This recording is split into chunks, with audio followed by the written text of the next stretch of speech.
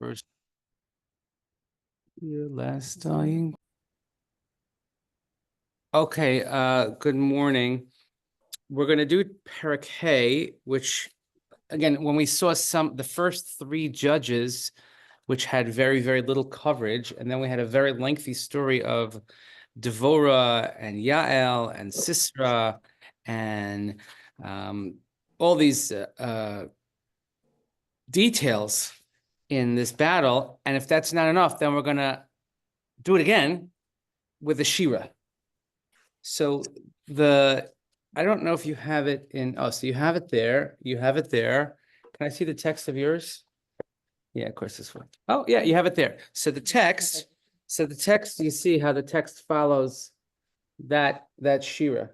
Okay, so it's Gemara, the Gemara in Megillah dictates that when we had certain events, the way they're written in the Chumash, it's a Shirah, and it says like a brick on top of a half brick. So it's as if these are stacked, showing stability. Obviously, it's meant to draw your attention. So it appears here like this is the story of David HaMelech is a machlokas whether it's a shir or not. But certainly, when you would open up a Tanakh scroll, then it looks like this. And of course, the other paradigmatic example of this is what we're going to read in a couple of weeks of Az Yashir. So Az Yashir, which we say every single day, and of course we read it. And when we read it, we have there's a special trup that is read when we do it's just known as the Shirah. That's the first laning that I ever learned how to do. Why? Because it was my older brother's bar mitzvah parsha. So listening to him have his lessons for months and months and months, I had to learn it too. Not that I wanted to, I just by osmosis I learned it. So that Shirah. So therefore, and by the way, as we mentioned, this is the Haftorah for this Shirah is included. I mean, part of what we read last week, but this Shirah is included in the Haftorah of Bishalach when we read the Shirah. So it's Shirah, and you'll see a lot of similarities, and then we'll also see perhaps a lot of differences. Certainly. Now, I'm also going to just say full disclosure. I have no idea what she's talking about here. Like you could sit and parse out every single word, but it's very, very poetic. I mean, we could see Bagadol what Devorah is getting at, but the fact that she gives a Shirah, she gives this sort of like, rehash of what happened, and she does it in a poetic fashion, and then it gets sort of, ensconced in history like that, and certainly it's canonized in the Tanakh like that. It's really, really interesting, and again, it's meant to do the compare and the contrast with the Shirah of Az Yashir and also and with this. But so I'm just going to open the door for Dina. I see that she's coming. Something related between Shirah and women. Pull it hard. There you go. But yeah, I know. We're working on. We have the door is sponsored by our orthopedists because we're trying to get some rotator cuffs going. That's a really interesting question. I actually have every intention I actually have the link set, but I have a hard copy. I didn't figure when I send out the recording later, I'm sending everybody a link to this article by Rabbi Hatton. Rabbi Hatton, who wrote the book. It's a modified chapter of this book. I'm guessing that the book was based on the piece that he wrote here. So this was written in 2014, 10 years ago, and it's what? This is on the Gush website. So he's one of the Ramim in Gush. So this is the chapter of Devorah and Yael. And why is it that and there is a part of it that is we'll see there's Devorah Yael, but there's also the mother of Sisera, which we're going to read about in the chapter. And it's really, really, and women securing the victory is one headline. So I think that's really interesting, and especially now because of Hanukkah, there's a similar sort of Hanukkah story, a Yael story in Hanukkah. That story. What's her name? Yehudit. Thank you. Yehudit. There's Yehuda Maccabee, but it's like Yehuda Maccabee. There's Yehudita Maccabiah. Well, she doesn't actually have that moniker, but she also does something like really brave and gory at the same time. And and then the last, and the reason really why I wanted you to, I might as well just jump to it. I'm just going to open the door for Rachel. Hold on. Pull it hard. You could do it. Pull it. Just pull it hard. You could do it. Pull it hard. I'm going to do it again. All right. I'm going to have to open up for her. Who says chivalry is dead? You're super heavy. You gotta like yank it like that. Yeah. Yeah. I'm sorry. No, it's fine. It's fine. Trust me, we do this every day. This is like my new title is like door. I can't even say doorman. I'm door person. I'm door human. Or you know what they say, l'dor v'dor. Mazel tov, by the way. How's the bar mitzvah? You're beautiful. Thank you. Amazing. Mazel tov. Thank Nachas. you. Amazing. And Zelly got engaged. I mean, lots of simchas in the Shiur. That's Vivian's daughter. Zelly got engaged, so that's really. So he at the end of the article, which just does not, and interesting I compared, it does not appear in the book, and he talks about the mothers and how they look at it. And he says, in general, as author, I intentionally steer clear of making facile comparisons between biblical events and our modern predicament, preferring to let the insightful reader discover the connection on his or her own. But here the matter is too blatant and the collective pain too unbearable to overlook. As we speak, the state of Israel is engaged in an epic struggle for its existence, writing it in 2014. Imagine how this would sound today. Battling not only an implacable foe, but a hostile world as well. Everywhere Israel is delegitimized, its basic life-affirming values criticized, its right to safety and security derided. While the mothers of Israel and its fathers cry for their every loss, pathetically sifting the bloody sands for remnants of their sons and daughters, the foe celebrates, reveling in every murderous act with unabashed pride. The mothers of the foe gleefully dispatch their own sons, tender in years and inflated with false dreams of the carnal pleasures that await them in paradise, to blow themselves to bits, their explosive belts packed with nails, screws, and frightful shards of metal. Their intent is to kill and to maim men, women, and children, and for every one of their heroic successes, there is a local celebration, complete with wanton weapon use, wildly chanting youth whose faces are twisted by hatred and by pain, and home-baked sweets, proffered to the seething masses by the beaming parents of the latest shahid, which word, by the way, the shahid in Arabic is, we have in the Gemara, we have something called, we just had it in the Parsha, that when Lavan and Yaakov made a pact, they called it Yegar Shahadusa. So Anan Sahade is testimony. Shahid is it's a similar word, obviously, the word testimony. I'm giving testimony to Allah that I am, look how great I am. So we have a similar word. We don't use it the same way. Is there anything more grotesque than the merriment of birth and mirth that invariably marks the murdering of the innocent? We would do well indeed to recognize the mother of Sisera peering out from behind the windows, a threatening sneer on her lips as she contemplates her son's delay. For her bloodshed is honorable and killing glorious. Just so shall all of your enemies perish, O God, and may those that love him be as strong as the rising sun in its power, which we'll see. So that's the end of this article, but that's the, Golda Meir's famous line is that, we'll have peace when they love their kids more than they want to kill ours, the whole bit. Okay.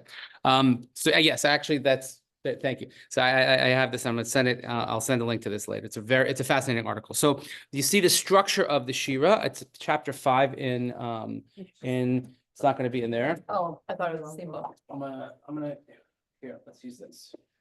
Let's use the pink book, chapter 5. Yeah. See this. This does not have it. Later. But it has English, so it's good. It's not. Don't take it as a personal reflection. It's nothing to do with you. It's just the book. Okay, I promise you. It was this most attractive one there, so I picked it. So. Here it says Vatashar Devorah. Moshe Rabbeinu's was Az Yashir. And we have that a couple times in the Chumash, actually, Az Yashir. We have it in the end of Bamidbar as well. But Vatashar Devorah Ubak Barak Ben Avinom B'Yamahu Lemor. Now notice that it's called the Shirah's Devorah, even though it's attributed to both of them. Maybe we should get all upset that we didn't get, credit. People love credit and people love attribution, and they don't like it when their names are left off the titles and this and that. And like, so she sings. Obviously, she's the primary and Barak on that day. So that day, meaning that day, probably after the battle is won. Again, I in general, I struggle with poetry and art. I'm not, even though I have a creative mind, a creative brain, but interpreting things in words or what you think other people meant is very difficult for me. I love the written word and the spoken word, but when you see a picture and like, oh, what do you see there? And isn't I'm like,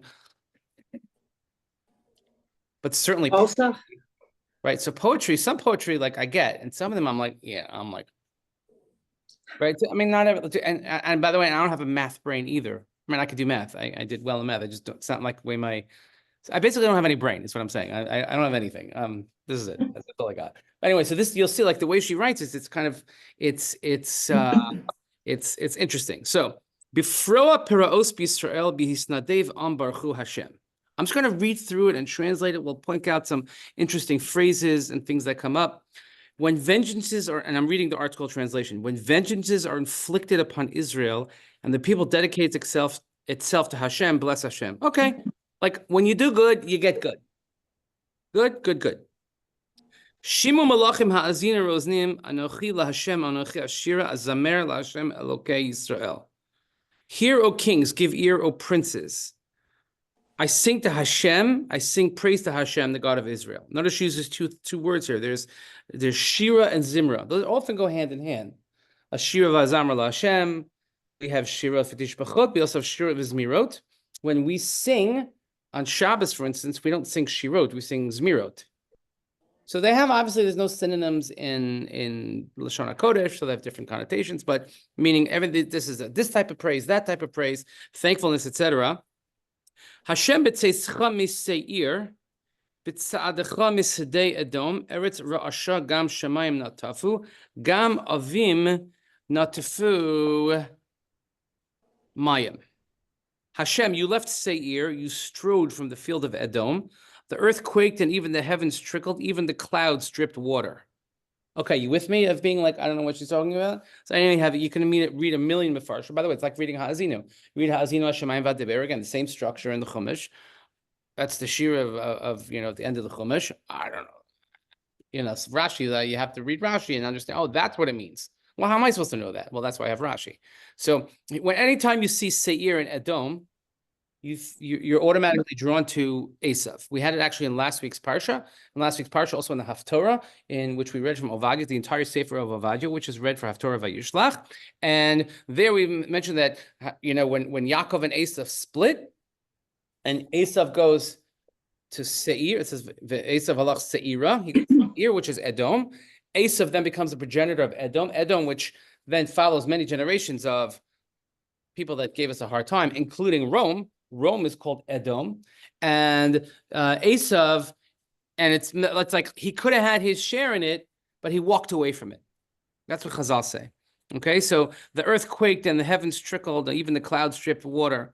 Harim nazlu v'nei Hashem, zeh Sinai v'nei Hashem Elokei Yisrael. Mountains melted before Hashem, as did Har Sinai before Hashem, the God of Israel. Meaning, okay, so now the Jewish people, they're going to go, they're going to accept the Torah. This phraseology of mountains melting is also fairly common. We see it in Tehillim, and you see it in B'Shalach, people melting. We saw it in the beginning of Yehoshua. The people's hearts were melting, meaning like we got to you, and they understood what was going on. Okay. Bimei Shamgar ben Anat, Bimei Yael chadlu arachot, v'olchei netivot yelchu arachot akalkalot. That was for you, Mimi, that I did it in Havaratz Radit. In the days Shamgar ben Anas, in the days of Shamgar ben Anat, in the days of Yael, highway travel ceased, and those who traveled on paths went by circuitous roads. Chadlu perazon b'Yisrael chadelu ad shakamti Devorah shakamti aim b'Yisrael. They stopped living in unwalled towns in Israel. They stopped until I, Devorah, arose. I rose. And this is, I think, the most telling part of the entire chapter, which Rabbi Hatton points out also. I, as what? Aim Yisrael. That's such a beautiful imagery, is that people lived in fear because they were being tortured by the enemy. So they stopped living in unwalled towns, meaning they were afraid to live out in the open. They stopped going on the main roads. Okay, now have you ever do you remember, I mean, talking about the end of his article, do you remember in the early 2000s, in Intifada in Israel, in the early 2000s? It was brutal. It was just, I mean, aside from obviously the carnage, but if you were in the streets, remember there was like, if you wanted a job, you could be a job that you would be the guy that would stand outside a cafe and be the security guard that you would take like the bombs so that everybody inside wouldn't get killed. Nobody would eat outside. The buses were empty. People wouldn't go on a bus. Remember the whole thing, like when the kids, you're not allowed to go on a bus. You have to take only a taxi. I mean, and you see it at certain times. People won't go on the main roads because that's where danger is. So you can relate to this some. I remember when I went to Israel during, I've been in all the wars, like too many of them to remember. but in 2006, in the Second Lebanon War, that was the first time that we had really like dealing with these missiles and everything. And it was the summer, it was August 2006. And I remember driving up and we were heading up towards Kibbutz Avivim, which maybe they're starting to come back there right now.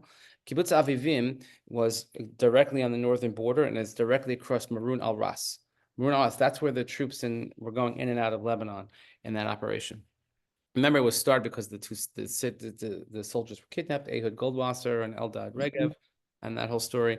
So, but I remember driving up in the summer. Now you have that in the summer in Israel. If you've been in August, especially August, when nobody's doing anything in Israel, the kids have no school, parents are going bananas, and they're like nobody doesn't know what to do. So when we hit the Kinneret, so you get to the Kinneret, right by the bottom of the Kinneret, the original kibbutz Degania over there, and you're heading up, and the street lights, the traffic lights were not working. Like they were just flashing yellow. And it's a ghost town. In the middle of August, so it was the beginning of August, in August of the summer, and everybody had fled south, except like when you went to places like Tzfat, which were unbelievably poor, that they had nowhere to go. So they just stayed there and they didn't really have shelters in the building. They were just, davening. And it was really like scary, but that's just like this eerie, nobody wants to go on the main road. They're all taking the side roads and they're going and the roads up there are pretty, fun as it is. But they stopped living in open places. But then she's like, now what's interesting also is that in the Shirah and you'll pay attention to it in a couple of weeks, or when you daven it tomorrow morning, is that when the Shirah of Moshe Rabbeinu about Az Yishim Moshe V'nei Yisrael Shirah Zos Hashem, that's mostly focused on Hashem. Very little mention of people. Here she makes a lot of mention of people, starting with herself. Now, by the way, there's nothing wrong with taking credit once in a while. It's good. She's not being arrogant or supercilious. That was a good word, right? I get very self-conscious when I have the editors here. I have to make sure I speak properly. She's not being haughty. She is being honest. They said that Rav Lazer Silber, who was one of the great rabbis in America, and he was very involved also in making sure that we saved as many refugees as possible after World War II.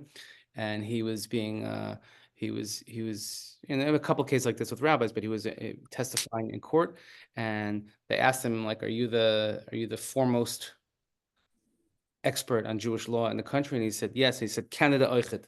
He said, Canada also. And they once asked Rabbi Cheskel Abramsky, Dayan Abramsky, in London, and he had to testify in a case. And he said, are you the foremost authority in Jewish law? And he said, yes, I am. And the magistrate, whatever they call it, the guys with the wigs in England, and he said to him, Rabbi, I'm sorry, but I thought Jews are supposed to be modest. And he says, you're right. He says, but I'm under oath. Right. So sometimes you have to be honest. So she's saying, look, and by the way, notice how she describes herself, not as the prophet, not as the judge, not as the warrior, but Aim Yisrael. Right. When Rabbi Penner spoke here the Shabbos, which was it was so unbelievably powerful, I think, especially in the speech that he gave in the daytime and we all basically felt like we're not as bad at parents as we think. Like we're okay. That was one reaction that people gave. But he said that one of the things is the difference between a father. When you look at God, we always think of God as Avinu Shabashemayim, Avinu Malkeinu. But he said, but God is also your mother. He says, because God, he says, your father's out busy, he's working this and that. Sometimes he's not constantly thinking about the kids. Your mother, no matter what she's doing, she's always thinking about the kids. Always thinking. And he said, God is always thinking about you, no matter like your mother. So of course, my Mechutzef son, and he looks at me and he goes, I highly doubt that. Yeah, I'm like, don't tell mom you said that because Anyway, but it's true. So she's speaking as Aim Yisrael, is that she's looking after everybody. When everybody's lost, everybody's hiding, everybody doesn't know what to do, they're being tortured and this and that, Aim Yisrael steps in. Aim Yisrael. Let's see, think about it. Who are the most powerful figures that we have? Rachel Imenu. The imahot, it's such a powerful imagery. So Yivchar Lakim Chadashim Az Lachem She'arim Magen Im Yere'eva Romach Ba'arbeim Elaf Yisrael. When they chose new gods, war came to its gates. was even a shield or a spear seen among the 40,000 in Israel? My heart is with the lawgivers of Israel who are devoted to the people, saying, bless Hashem. So he says, first of all, she has to give credit. She's going to give a lot of credit where credit is due, and she's also going to lay the smackdown where it's necessary, which is also very unusual that it's not, and this Shirah is not entirely like flowery, positive, and it's going to be like, okay, this is going to be like what they call a compliment sandwich. I'm going to say something good, I'm going to say something bad, I'm going to say something good. Okay, but she has a lot of, like, when negative, it's almost like the brachas of Yaakov Avinu when he gives to the children. I'm going to give you a bracha, but you know what? You're going to get what's coming to you, and sometimes it's not always so rosy. So, first of all, the people who stayed faithful, the lawgivers, the people who made sure that the laws were followed, they tried to encourage you that you should follow the way. You say, bless Hashem. Ruchvei asonos tzichoros, yoshvei al midin, v'holchei al derech sicho. Riders of white donkeys. Okay. I don't know what that means. Like, so the Mefarshim have a lot of different things, what that means. They translate it as white. He's like, she says that the ones that try to bring out like the positive and the law and everything, those who try to bring out the white always refers to like justice, meaning like whatever's correct. Here it says that it's the rich. It was a mark of the rich. Oh, okay. So again, a lot of different interpretations here because it's poetry, so anything you say is right. So you who sit in judgment and you who walk the roads, speak up. Mikol mechatzitzim bein mash'abim, sham yitanut tzidkos Hashem, tzidkos prizono b'Yisrael, oz yardu la sha'arim am Hashem. These are not simple words, by the way. These are very sophisticated Hebrew words here, which is why also nobody likes to read this Haftorah because it's a tongue twister breaker. Rather than the sound of arrows aimed at the water drawers, they will recount the righteous deeds of Hashem, the righteous deeds for his open cities in Israel. Then the people of Hashem descended again to the open cities. In other words, after everything was done properly, then they kind of went back to normal. Uri, Devorah, Uri, Dabri, Shir, Kumbarak, Ushavei, Shevyecha ben Avinoam. So this very flowery, like reminds you of Chadodi, right? Kumi Ori, Shiur Dec. Give praise, Devorah. Give praise, utter a song. Arise, Barak, capture your prisoners, son of Avinoam. Oz yarad sarid la'adirim Hashem yarad li bagiborim. Now the survivor dominates the mightiest of the people. Hashem has given me dominion over the strong ones. Here now, okay, obviously it's Hashem. Hashem is, I'm a shliach of Hashem. I'm a messenger. I'm only meant to do his, but of course it was through Hashem. Mine Ephraim sharasham ba'amalek. Acharecha binyamin ba'amamecha. Mini machir yardu mechokakim. Mizvulun moshchim hashevet sofer. From Ephraim, whose root, again, fought out Amalek. This is referring to one of the battles we saw previously. And after you came Binyamin with your people, Machir is also part of Menashe, descended lawgivers, and from Zvulun, those who ply with the scribal quill. Zvulun, remember the Sachar-Zvulun relationship. One went on the ships, and one studied Torah all day. Okay, what happened? V'sarai b'Yisachar im Devorah, v'Yisachar kain barak ba'emek shulach baraglav, biflagos Reuven gedolim chikekei lev. The leaders of Yisachar was with Devorah. Now remember the regions that we looked at on the map last week. This is mainly in their region, and Devorah had to actually come up a little bit north, but this was in their territory. So the leaders of Yisachar with Devorah. And then, by the way, the ones she doesn't criticize, the ones that were all the way up north, she didn't expect them to come down and join them in battle, because if they take their military forces away from up north, then they become vulnerable up north to the northern enemies. So they had to rightfully stay put. So there was the rest of Yisachar with Barak. Into the valley he was sent on his feet, but in the indecision of Reuven, there was great deceit. Reuven, Mamanu, where is Reuven located? Reuven's located Aver Hayarden. They're on the Transjordan. So they're in the eastern part of the Jordan River. That's where they settled. Reuven and God and half the tribe of Menashe.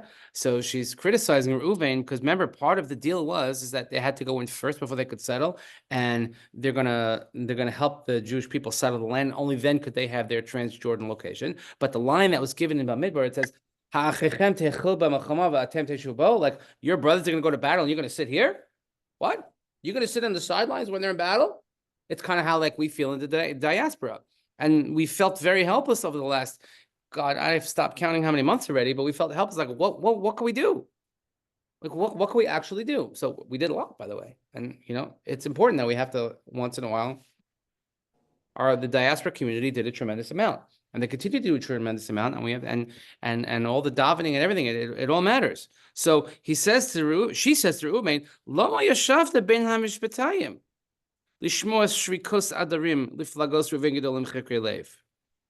Why do you remain sitting at the borders to hear the bleatings of the flocks? The indecision of Reuven demands great investigation.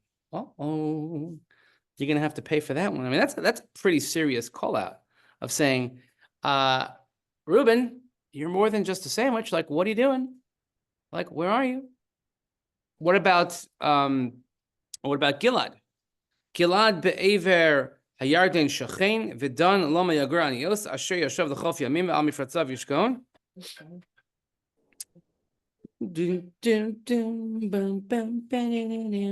It's a very catchy ring. It's a good one. So Gilad is also ben Machir ben Menashe. Gilad is part of Menashe, that half of Menashe, which is on that side also. So Gilad also dwelled across the Jordan. And Dan, why did he gather his valuables onto ships? In other words, they were ready to like flee. They took all their stuff. They're ready to go. They're ready to pull an Assad. Do we always refer to the half of Menashe that's on that side as Gilad? Often, yeah, because if you look in Bamidbar, when it talks how they settled there, it's a very prominent Gilad ben Machir ben Menashe. It's very prominently mentioned, and it constantly. I don't know why, but I guess because that was the dominant family there. I'm guessing. And Asher, who lived by the shores and remained to protect his open border. So this one left, this one stayed. But what about Zvulun? Zvulun, Am Cherif Nafshol Amos for Naphtali Amar Sadeh. Zvulun, no, they risked their life to the death, and so did Naphtali on the heights of the battlefield. So, good on you, not so good on you. Ba'u malachim nilchamu, az nilchamu machei Canaan b'ta'anach, al mei Megiddo, betz ha'kesef lo lakachu. Kings came and fought. The kings of Canaan fought from Ta'anach to the waters of Megiddo without accepting any monetary reward. So people came and chipped in, and they did the right thing. Min shemayim nilchamu hakochavim misilasam nilchamu im Sisra. Now here's a very interesting pasuk, and the Midrashim go a little bit wild here. And they say, from heaven they fought, and the very stars from their orbits did battle with Sisra.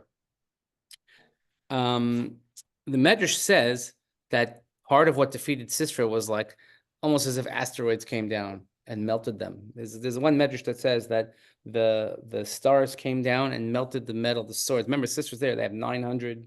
We saw how many chariots they had and all this armor, but they get stuck in a low-lying place in a valley. And then we're going to see what happens with the water. That's, again, the parallel with the story of the great victory here with water, defeating our enemy, leaving them useless and helpless, as we saw with Moshe and the Egyptians. So here it says that the stars themselves came down and did battle, she says. So the Medrash takes it quite literally in some sense.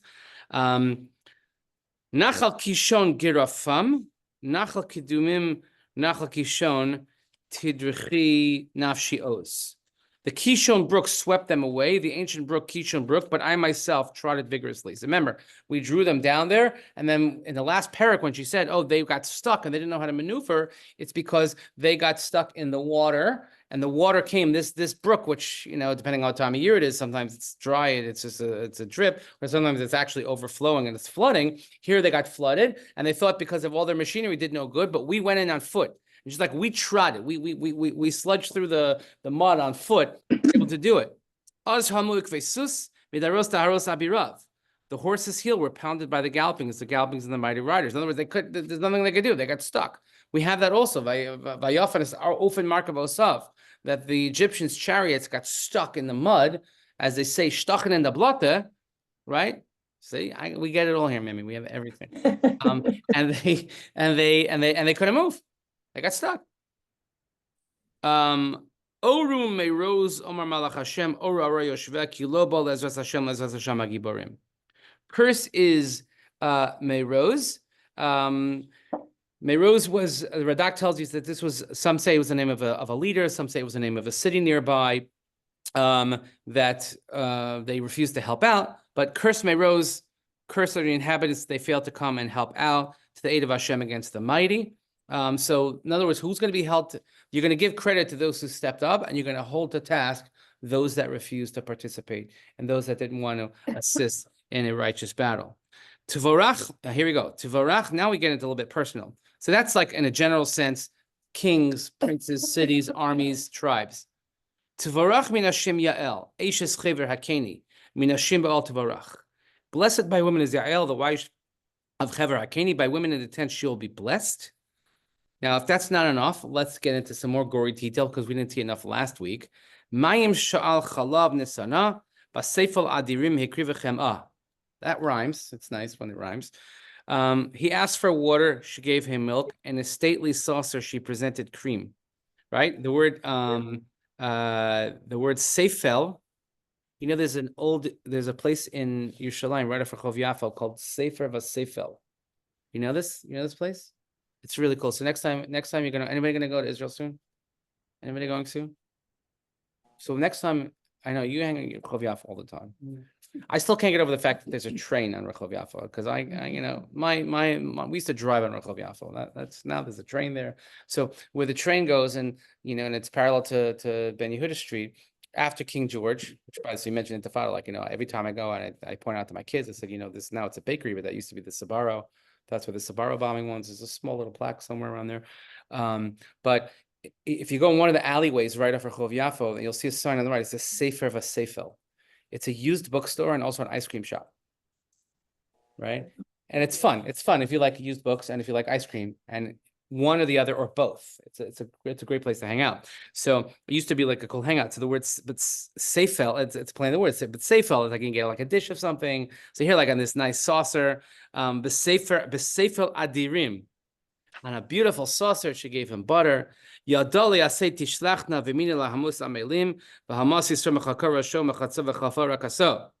She stretched her hand to the peg and her right hand to the laborer's hammer. She hammered Sisera, severed his head, smashed and pierced his temple. It sounds much better in the rhyming Hebrew, right? Right? Hamas Sisera mechakar rasho mechatzav v'chafar rakaso. I mean, who else could make hammering your head and severing your head sound poetic and nice? Okay.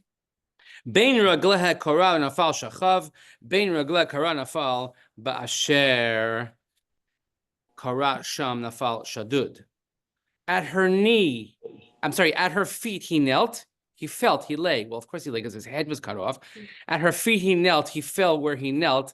There he fell vanquished. In other words, it's such a emasculating imagery that's given here, is that you mighty warrior, you ran and you ran away and you hid, and you were undone by a woman. Which obviously, you know, the theme of warrior and battle and violence is not usually attributed to a woman. And guess what? She, with her butter and milk and her fancy tent peg and hammer, she did you in. How do you like it now, Sisera? And then she goes like this. And this is the psukim that the Gemara talks about, and everybody talks about, and you've heard 100 Rosh Hashanah speeches about this. Ba'ad ha'chalon nishkefa v'ti'abeb eim Sisera ba'ad ha'eshnav, madu poshesh v'cholabo, madu acharu pe'emei makvasav. Through the window she gazed, Sisera's mother peered through the window. Why is his chariot delayed in coming? Why are the hoofbeats of his carriages so late? And she's waiting, and then it says that she cries. She cries, Vatiabeb aim Sisera b'yad ha'efnav, right? She here it says that she peered through the window, but also could mean that she cried.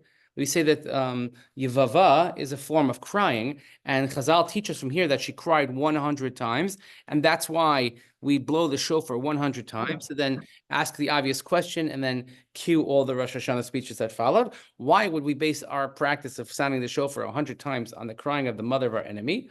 Okay, so then just insert Rosh Hashanah speech, and then you're set for next year. Okay, I'm sure I've given that over the years at some point or another, or mentioned it. Shirah that she's mentioned, not in the actual psukim. Correct.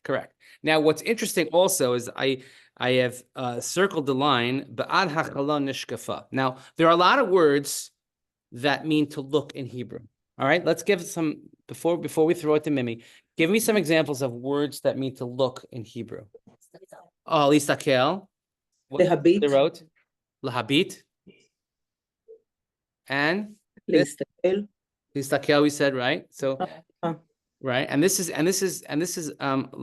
lahashkif or nishkafa, right? When you wear glasses in Hebrew, it's called משקפיים. mishkafayim, and if they're turning dark in the sun, they call mishkafei shemesh.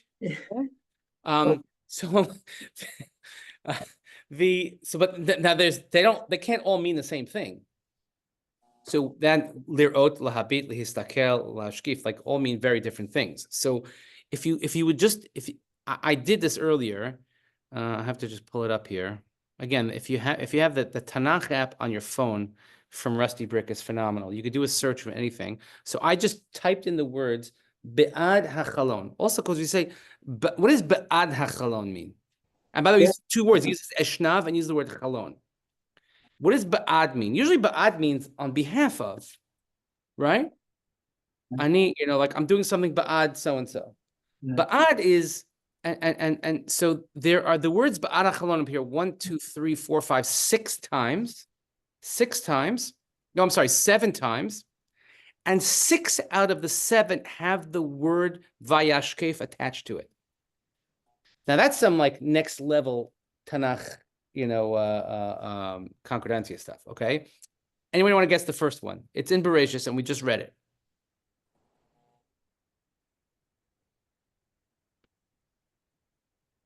It's with Yitzchak and Rivka. And Yitzchak and Rivka were hanging out and they were with Avimelech. Remember, he had the whole thing. He's like, oh, by the way, she's my sister.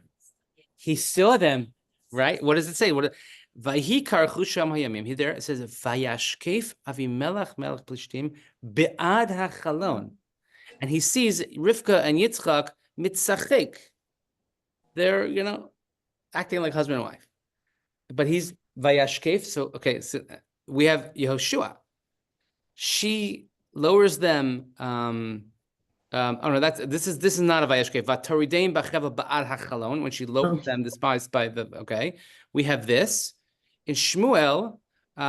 Michal best David, she's ba'ad hachalon, and also in Shmuel Beis, v'haya Aron Hashem ba'ir David, Michal bat Shaul nishkafa ba'ad hachalon. She's looking out the window. What does she see? They saved the Aron Kodesh. We didn't get to that yet. The Aron was captured by the Plishtim. He gets it back. And Michal Bashol, she sees her husband David. And what's he doing? מפזז, לא? רוקד. Oh, wow. Why? משהו.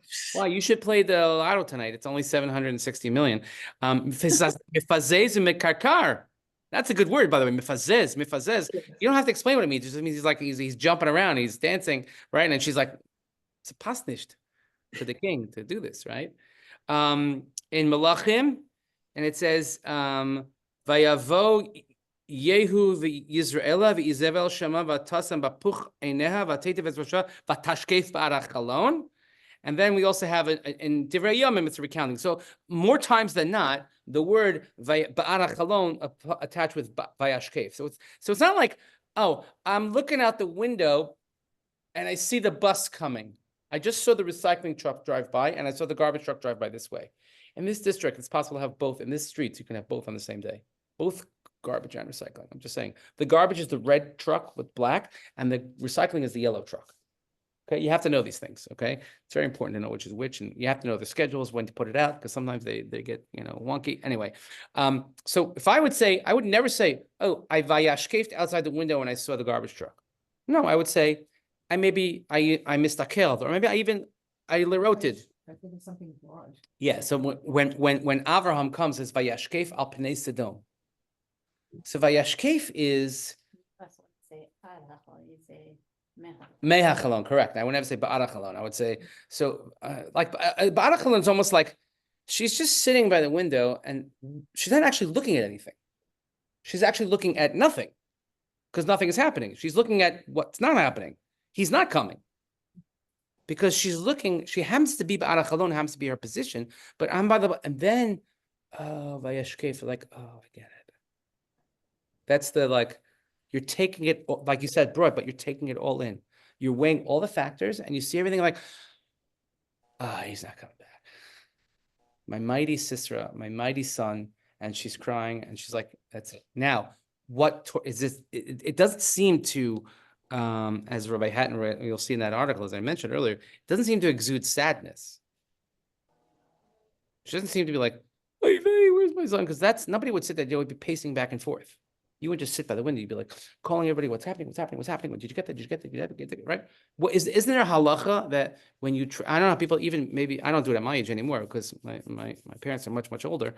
I mean, my living parent is much older, but it used to be like when you went somewhere, you had an obligation to let your parents know that you got there, landed, arrived, right? You want your kids to do that also. Like if they're going somewhere, let's say, I don't know, whatever it is they're going, now we just watch them.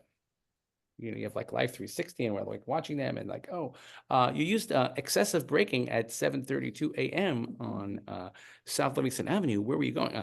So it's a little bit Big Brother-ish, but and they fight back. I mean, I'm like, okay, then you don't have to have a phone. If you want a phone, then here you go. And it's crazy. That's the world that we live in now, but that's the world that we live in now. And it's come in handy a lot of times, especially like I'm going to, my daughter's coming home from college last night and she's on the train and I have to like time my trip to Newark Penn Station based on how she's coming, because you don't want to hang around Newark Penn Station. I'm sorry. You just don't. You don't want her waiting there, and you feel like it's just the most annoying like pickup location ever in the history of pickups and locations. It's like a lane that's this wide and 16 cars trying to get in that one lane. And it's just annoying. Okay. I said that. It's another thing we have to fix in the state. So she's like, why? And she's like, why? Where's the noise? Where's the pomp and circumstance? And the wisest of her ladies answer her, and she offers herself responses. She's like, maybe, and then she starts to rationalize. It's amazing how much time she's spending on the mother of Sisera here. Oh, I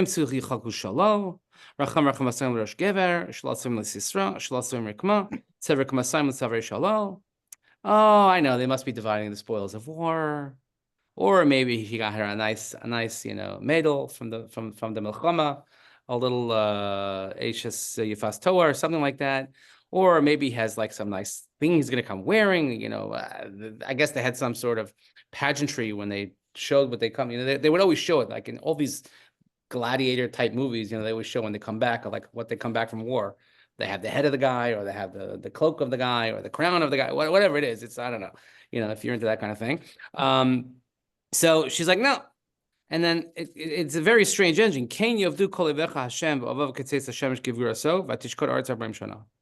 So may all your enemies be destroyed, Hashem, and let those who love him be like the powerfully rising sun. And the land was strength for 40 years. Doesn't exactly flow. Again, this is why I don't understand poetry, because it doesn't flow.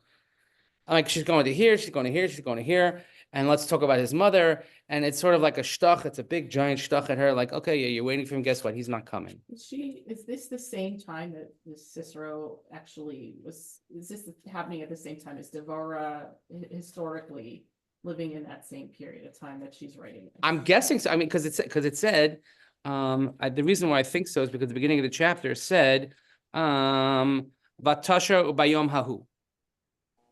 Batasha, that she's saying bayom hahu on that day. So when it says, oh yeah, so now, yes, just happened. Correct. Like that that's my understanding of it. Is now, did she see the mother of Sisera? Did she like? It's hard to. But there's a comparison to be made. I'm not good with poetry either, but there's a comparison to be made. Em Sisera to Em Yisrael. Yeah. No. No. That absolutely, yeah. That's and that's She's standing waiting. correct. Correct. That's the whole, when we always compare Jewish mothers to other mothers. So, we on Shabbos, we discussed, let's say, the story of Hagar and Yishmael. And Hagar, who thinks that Yishmael is dying, she hides a bow shots away. And she says, I can't see the demise of the child. No Jewish mother would ever do that. Would ever like run away and hide and said, I can't see the demise. That's just not in our DNA.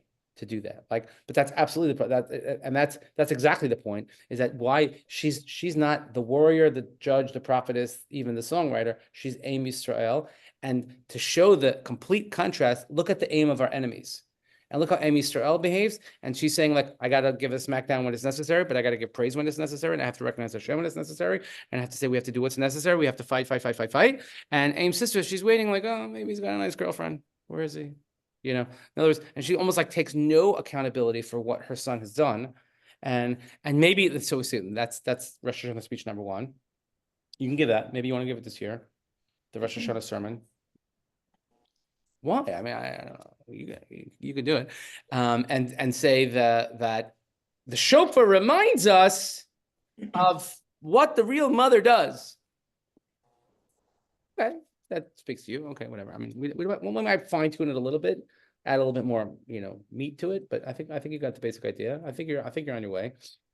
So when you have your Rosh Hashanah sermon that you give wherever it is that you give your sermons, I think it'll go well.